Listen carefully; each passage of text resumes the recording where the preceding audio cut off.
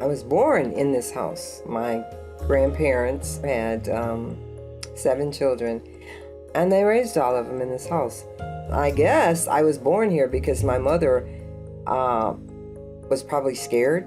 It was her first child. I was her first child. I was the first grandchild, and so she came to her mother.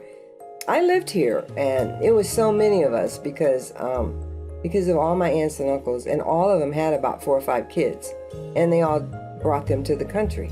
You know, they didn't all live in this area, but a lot of people did. We had everything we needed in this community. Pears, peaches, apples, everything, plums. They had their own kitchen gardens. It was a self-sustaining community. And I lived with my grandmother. My mother lived next door. It wasn't like she was someplace else, but she worked all the time. She cleaned house for, the white people. She didn't make a lot of money. Everybody was very poor, but everybody had everything they needed. My grandparents felt that we should go away to experience a different type of life. They did not want us to just hang around here and not do anything. So I had an aunt and uncle that lived in Milwaukee, and my grandmother's daughter, and she wanted me to come and live with her, and she offered to pay my tuition to college, and she and her husband, they did that. I ended up going to Marquette University for 2 years to work in human resources, and I ended up being human resources manager for a major company in the Midwest before they just shut us down and said, this is it, you have no job, is really what it is. They just called everybody into the warehouse and said bye. I didn't really know how to paint. See, I haven't been doing oil paintings for only like 13 years. What happened was, I was at home one day in Wisconsin, and I said to my husband, I don't really like all this art that you have, because you just buy this tacky starving art stuff and you want to put it on the wall, right? And we didn't, we weren't arguing about it. It was like, I just thought it was funny. So I said, I bet I could do better than that. And I went out and I bought a few canvases and paints and brushes, and I couldn't do it. I tried Lake Michigan and I tried the sky and all that, and it just didn't work out all that right. So I packed it up. And then when the company shut down, I moved here, and I brought a lot of things here, and I brought that with me. And one day I was looking through my grandmother's photo album, and I said, I should get those paints out. Maybe I'll try painting. I just started painting, and it just, I guess all the time it was there, and I didn't know it. It wasn't time. There's a time for everything. It made me realize that my mother was one of the greatest artists I had ever met, but I didn't know it. She made everybody's clothing, and she could just look in the catalog, and then she would just make it. And she could draw birds on material and embroidery it. And she could draw a bird better than most artists I know. But I didn't know that when I was a kid. I didn't know what she was doing, because she wasn't putting it on canvas, and she wasn't, but she was doing that. And it's in the family, but I'm the only one that ever decided to just try and put something on canvas. That kind of goes along with my whole philosophy about artists. If an artist has something inside of them that is artistic, it eventually has to come out. You see a lot of people that do art, let's say just because they want to, not because it feels like I have something bursting from inside me that needs to come out. And so I guess it has been to her advantage to have all of the life experience before she decided that it's time for my art to come out. I will not tell you that it was easy. I had to learn how to paint eyes and noses, and that's it.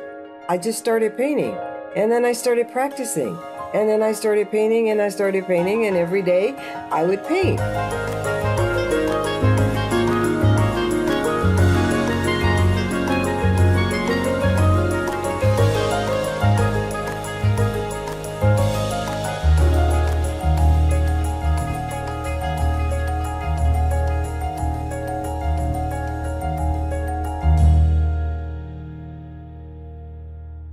A couple of years ago, we did a one-person show for her in the large gallery, and we were really thrilled because we got wonderful publicity that brought people in from all over the state that are really interested in and collect, people that collect what I would call outsider art or folk art. And I don't know that she fits into any of those categories completely because there's almost a dichotomy in some of the things she does as far as the realism that she gets from some of the faces, and then just the bright colors and sort of the abandonment from reality and some of the rest of the things that she does. Part of what she did, she has a photo album that belonged to her grandmother that is full of family pictures that are all black and white pictures from that era. It was really a blessing because a lot of people, during that time frame would not have had access to having photographs. But she actually used the photographs from the album, and that's how she had such wonderful facial detail. And she did then this unique thing where the faces were as though they were in black and white, and then the rest of the painting was filled with color. And she has so much soul and spirit about her, and family that means a lot to her. And these are the things that I think make her special.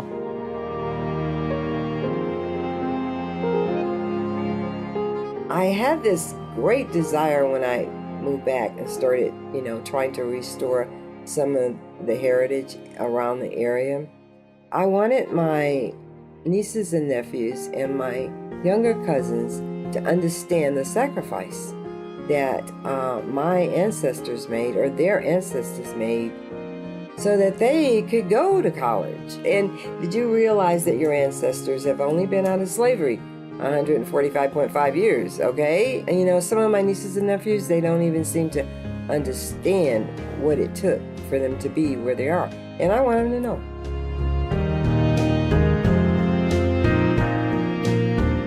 I think she's addressing a segment of time that's going to get lost over time. Some people find this kind of a controversial painting to some extent. They don't want to think about the cotton fields. They don't want to think about the times. We all look back and say, we're in a different era now, but she's painting a part of history.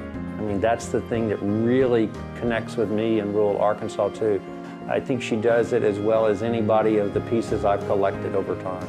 Even some of what I'd call, if you want to use quotations, deep South feelings, I think the paintings really show that. I mean, my grandfather, my grandmother, I grew up with a wood stove, water on the wood stove, feeding the wood. Some of her paintings have that wood inside the house and those stoves and cooking on it, and it takes you back to many, many years ago. Some people think of art has to be refined. I mean, we kind of have a collection called Inside and Outside the Lines. I think hers is outside the lines. She's a self-taught artist. And I think she speaks, you look at a painting and she just comes across as wow. I mean, I've gotten teary-eyed over some things you look at, but she expresses herself incredibly.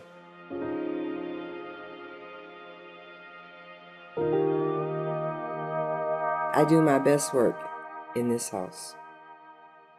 I can't paint anywhere else and feel comfortable. So I think it's a part of the heritage. I think it's something in the house. I mean, I know that sounds odd, but I think it's just my grandfather and grandmother's spirit, my great-grandmother who lived here, and I'm grateful to my ancestors, I really am. I really appreciate that. I really appreciate the fact that they tried so hard to make a better life for their children and everybody else. Because my grandparents were so nice and my mother was so nice and they were just easygoing people, I really think that comes out in my artwork. Kind of like it wasn't all fun, but it wasn't really all that bad either. That's what I want to paint. Sometimes it's up and sometimes it's down, but it's really not all that bad. It's just living day-to-day life, living every day,